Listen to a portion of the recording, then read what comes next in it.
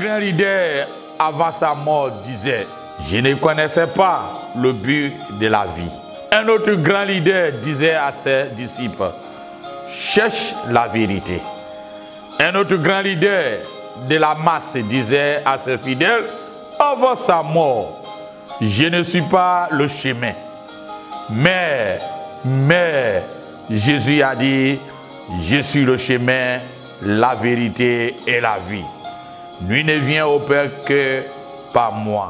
Bien-aimés, je vous salue par le précieux nom de notre Seigneur Jésus-Christ. Par le précieux nom de notre Seigneur Jésus-Christ.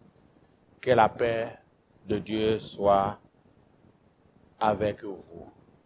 Encore une fois de plus, bon an, heureuse année.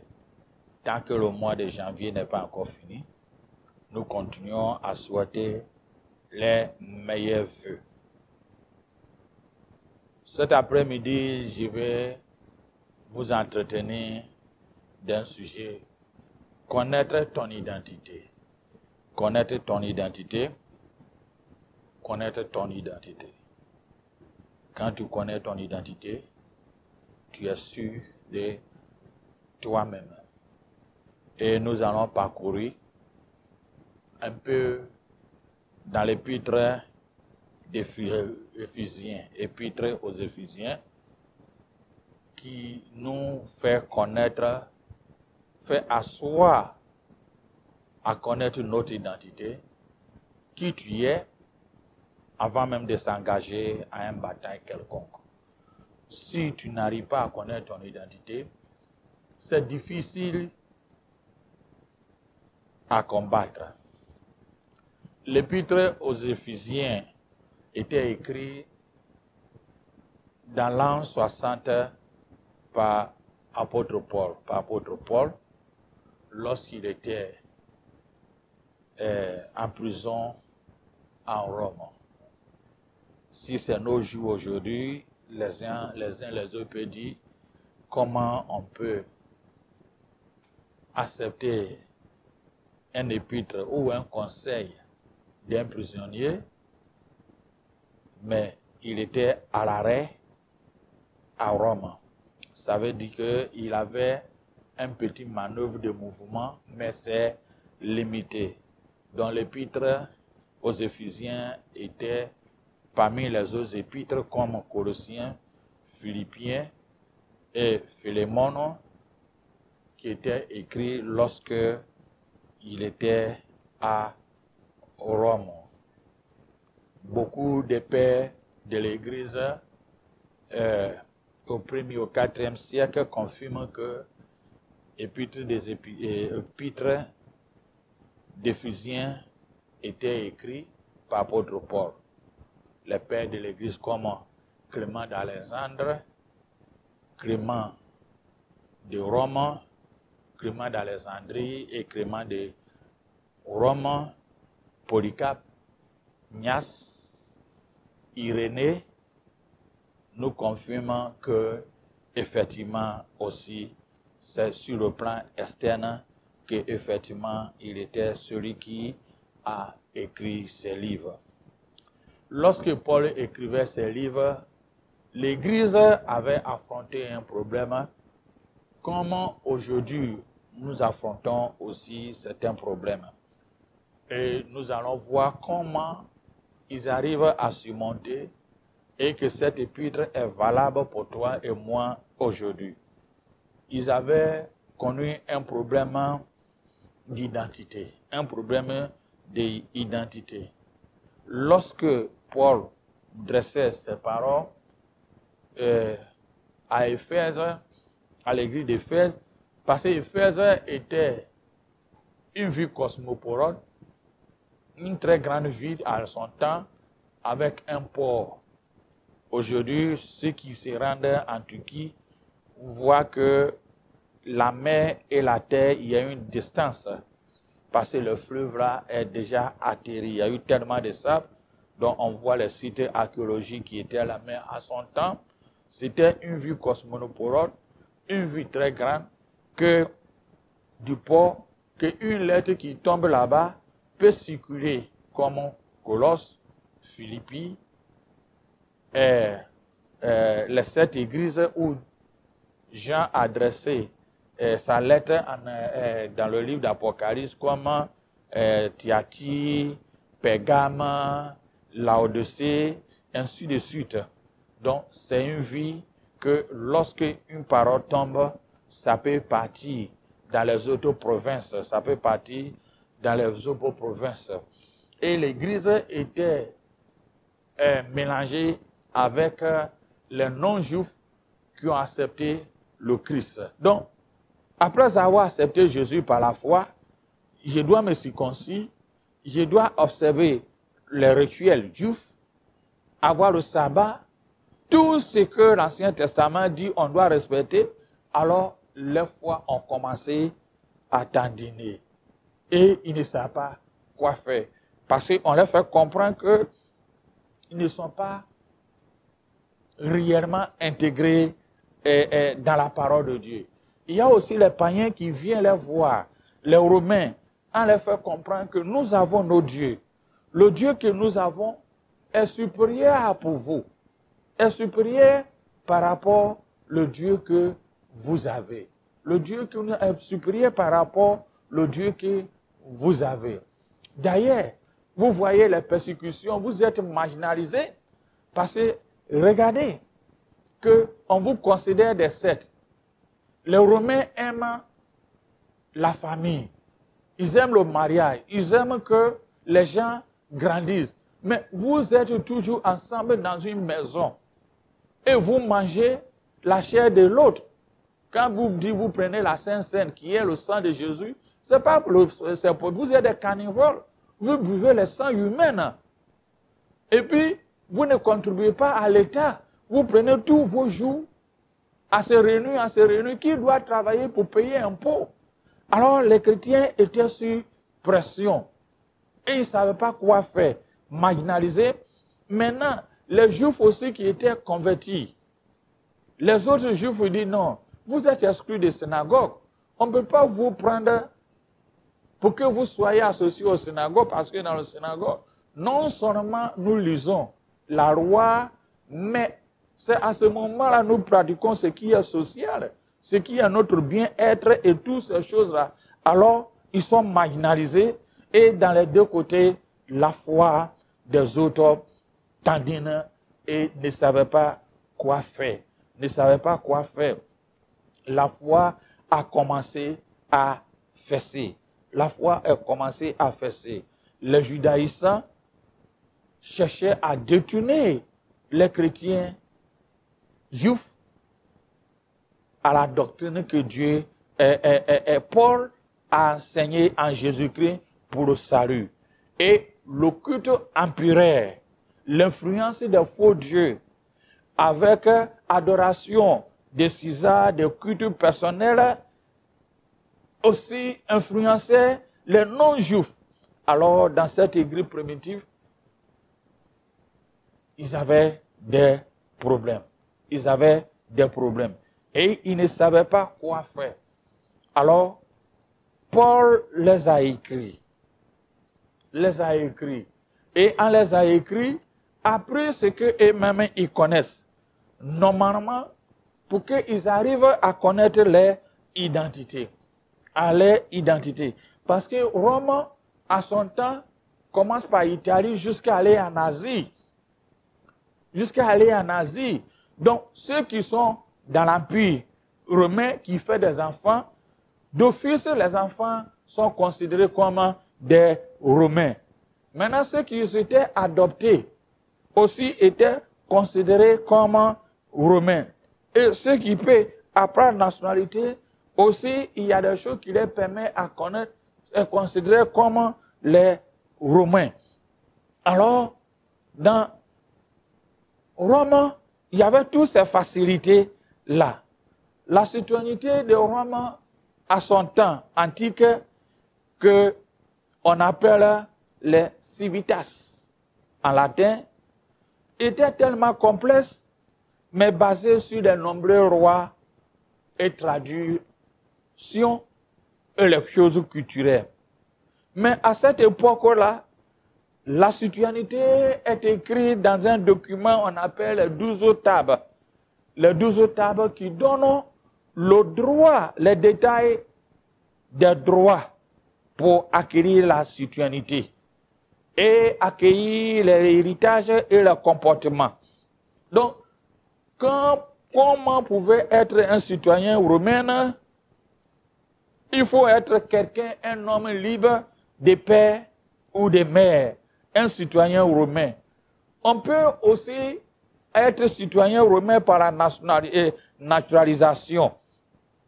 On peut aussi être citoyen romain quand tu es un vétéran. Ceux qui ont fait la guerre ont aidé Rome à conquérir le pays, même les esclaves affranchis, les esclaves libérés, ceux qui sont nés dans l'Empire sont déjà citoyens romains. Même il y a des provinces qui les aident à voir cette grâce d'acquérir la citoyenneté romaine. Alors, si tu as la citoyenneté romaine, tu as tout gagné. C'est comme on peut dire aujourd'hui, quelqu'un a la citoyenneté américaine, passeport américain ou bien naturalisation américaine, il est bien vu et bien connu.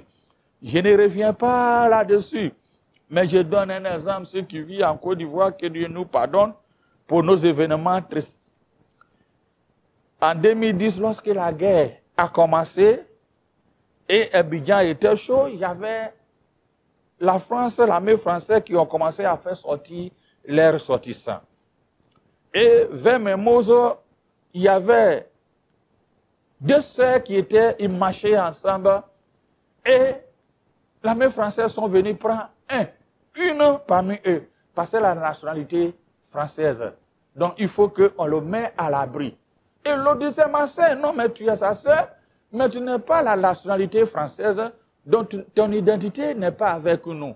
Voyez la sécurité et le privilège que l'autre a eu. Donc étant quelqu'un qui a la citoyenneté romaine, qui peut le juger? C'est pourquoi quand Paul, même à Jérusalem, on n'a pas pu le juger qu'on devait les amener à Rome. Donc avoir la citoyenneté romaine peut te permettre d'aller plus loin. Donc Rome aussi avait donné des occasions où on appelle le phénomène de romanisation des provinces romaines. C'est-à-dire qu'il veut que la langue latine soit parlée partout. Donc cette romanisation a continué et allé.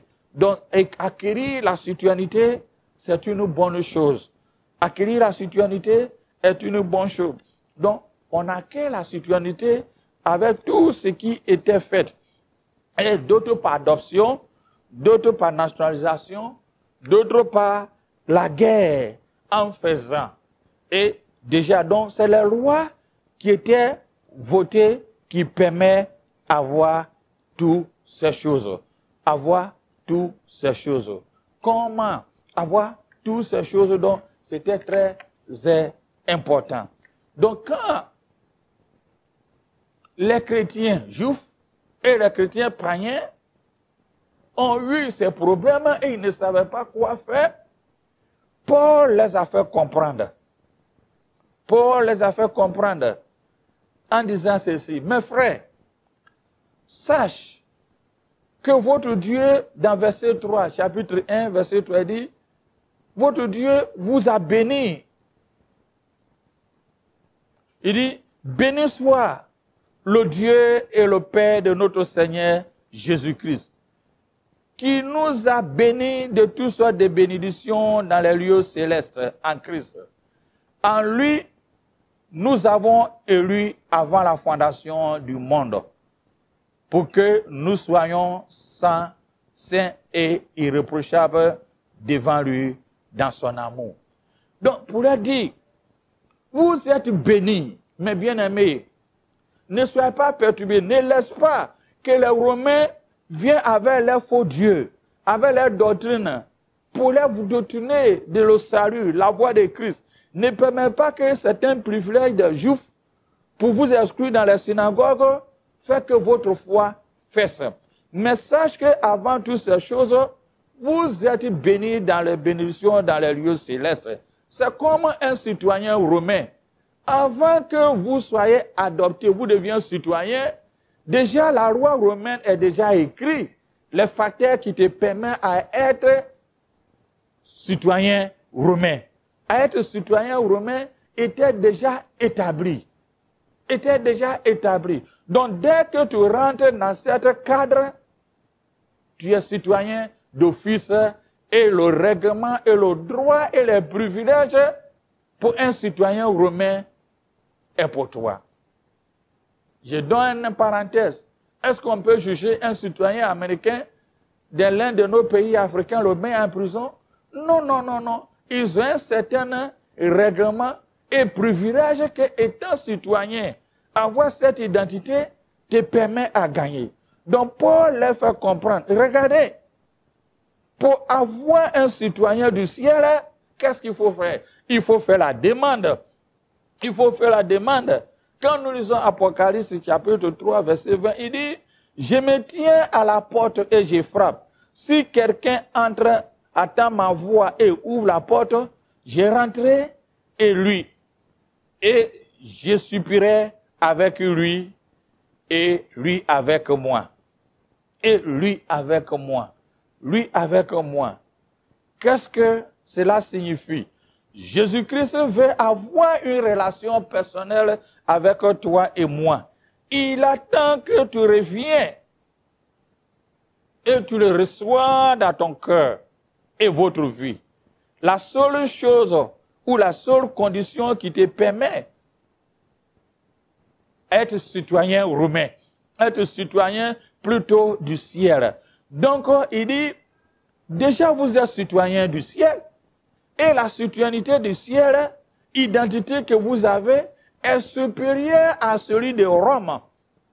Parce que avant même que vous venez dans ce monde, comme les Romains, avant que vous recevez vos naturalisations, ou né, les critères pour que tu deviens Romain est déjà établi.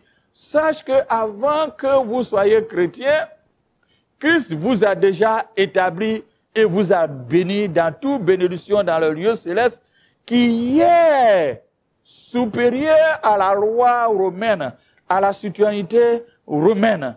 Et la citoyenneté romaine permet les uns et les autres à être adoptés. Quand quelqu'un est adopté, il a tous les privilèges que l'enfant né. L'enfant né. L'exemple était que Octave Auguste, qui est appelé Augustus, né sous le nom de Caius Octavius, était le fils adoptif de Jules César. Et il était le premier empereur de Rome. Vous voyez, un enfant adopté. Il était le premier empereur de Rome. Donc, Rome tient beaucoup l'adoption. Quand quelqu'un est adopté, il a tous les droits politiques, les droits de vote, les droits d'élu, les droits de participer à les choses religieuses publiques, les droits de faire appel à la citoyenneté, à des procès, les droits civils. Il a le droit de justice. Il a tout ce qui lui permet d'avoir des héritages. Il a tout ce qui lui permet d'être affilié à quoi que ce soit. C'est ce que les Romains appellent pater familias. Pater familias. Tu as le droit paternel qui te permet d'avoir tout. Donc, si Christ vous a adopté, comme il a dit dans le verset 4, il dit, en lui, Dieu a élu avant la fondation du monde pour que vous soyez saints et sans défaut. Et soyons sans défaut. Et sans défaut devant lui. Dans son amour. Dans son amour. Vous êtes adoptés. Vous êtes adoptés. L'adoption que Paul nous parle d'ici nous fait comprendre que nous avons les meilleurs. Il disait aux Juifs convertis au christianisme et les païens qui sont revenus au christianisme, que vous êtes adoptés. Non seulement vous êtes citoyens du ciel, parce que Dieu vous a choisi avant la fondation de ce monde, mais vous êtes adoptés. Vous êtes adoptés parce que vous êtes citoyens du ciel qui vous permet d'avoir tous les prérogatives, le droit de citoyenneté. Quand tu es adopté, tu es citoyen du ciel, qui est supérieur à l'adoption que les Romains leur donnent. Donc il a dit, ne vous inquiétez pas, la citoyenneté romaine qu'on vous donne, Dieu vous a donné déjà avant la fondation du monde. Et il vous a donné, vous a ces privilèges d'avoir l'héritage de tout ce qui est au ciel, qui est plus avantageux par rapport aux Romains. Si c'est notre temps, on peut dire, l'adoption que Christ nous donne est plus avantageuse que ce que la France peut te donner comme la nationalité. L'Union européenne peut te donner comme la nationalité. Même la nation américaine ou canadienne peut te donner comme la nationalité. Cette adoption est supérieure. C'est pourquoi quelque part dans l'un des épîtres, il dit, qui peut juger les élus? Celui qui te touche l'œil de Dieu. Comment on ne peut pas juger un État européen, un citoyen européen en Afrique, un citoyen américain ici, de pareil, les démons et les esprits impurs ne peuvent pas te condamner en tant que citoyen du ciel. Parce que non seulement vous êtes citoyen du ciel, mais vous avez l'adoption. L'adoption vous permet à tout droit légal, légitime.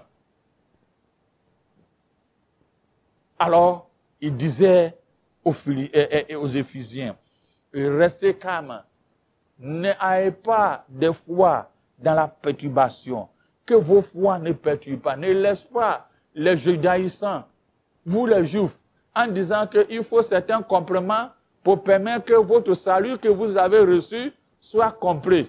Vous les païens, que vous êtes venus en Christ, ne quittez pas en croyant que les dieux de l'empire, le force occulte, toutes ces choses vous donnent les privilèges, mais sache que la citoyenneté de Rome, l'identité que Christ vous a donnée avant ces fondations de ce monde est liée par son propre sang. Il a fait cette alliance par son propre sang. Donc avant la fondation du monde, le Parlement a déjà voté une loi qui te permet d'avoir toutes sortes de bénédictions dans les lieux célestes. Et vous êtes élus sans défaut. Vous êtes prédestinés en Jésus-Christ à être adoptés selon son dessein bienveillance. À être adoptés. C'est pourquoi toi et moi on dit que nous faisons partie de la famille Abraham. Nous faisons partie de la famille Abraham. Si tu n'es pas encore élu, être adopté, comme j'ai dit, demande. Celui qui demande reçoit et croit.